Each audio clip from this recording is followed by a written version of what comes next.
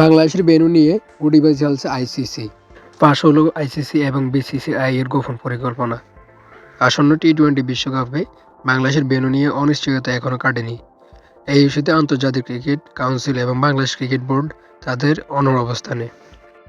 Tournament শুরু হতে মাত্র 3 সপ্তাহের কম সময় বাকি। বাংলাদেশ তাদের নির্ধারিত ম্যাচগুলো খেলতে ভারতে যাবে কিনা তা নিয়ে কোনো সমাধান হয়নি। ভারত ও বাংলাদেশের মধ্যে রাজনৈতিক উত্তেজনা এবং খেলোয়াড়দের নিরাপত্তার কথা বিসিবি তাদের সব ম্যাচ শ্রীলঙ্কায় সরিয়ে নেওয়ার জন্য আইসিসির কাছে একাধিকবার আনুষ্ঠানিক আবেদন করেছে। ক্রিকবাজের তথ্য অনুযায়ী আইসিসি বিকল্প ভেন্যু খুঁজেছে ঠিকই, কিন্তু বাংলাদেশের চাওয়া অনুযায়ী সেগুলো শ্রীলঙ্কায় হওয়ার সম্ভাবনা কম। আইসিসি এবং বিসিসিআই তামিলনাড়ু ক্রিকেট অ্যাসোসিয়েশন এবং কেরালা ক্রিকেট অ্যাসোসিয়েশন এর সঙ্গে যোগাযোগ করেছে। বাংলাদেশের ম্যাচগুলো চেন্নাই এবং থিরুভানান্তপুরমে সরিয়ে নেওয়ার বিষয়টি খতিয়ে দেখা হচ্ছে। দুইটি অ্যাসোসিয়েশনই ম্যাচগুলো আয়োজনের ইচ্ছা প্রকাশ করেছে। চেন্নাইয়ের চিপক স্টেডিয়ামে 8টি পিচ থাকায় তারা বাড়তি ম্যাচ আয়োজন করতে প্রস্তুত বলে জানিয়েছে, যেখানে ইতিমধ্যে ভারত অস্ট্রেলিয়ার সম্ভাব্য সুপার 8 ম্যাচ সহ 7টি খেলা নির্ধারিত আছে।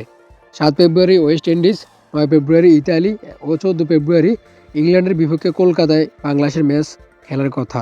মুম্বাইয়ে 17 ফেব্রুয়ারি তাদের শেষ ম্যাচ হওয়ার কথা নেপালের বিপক্ষে।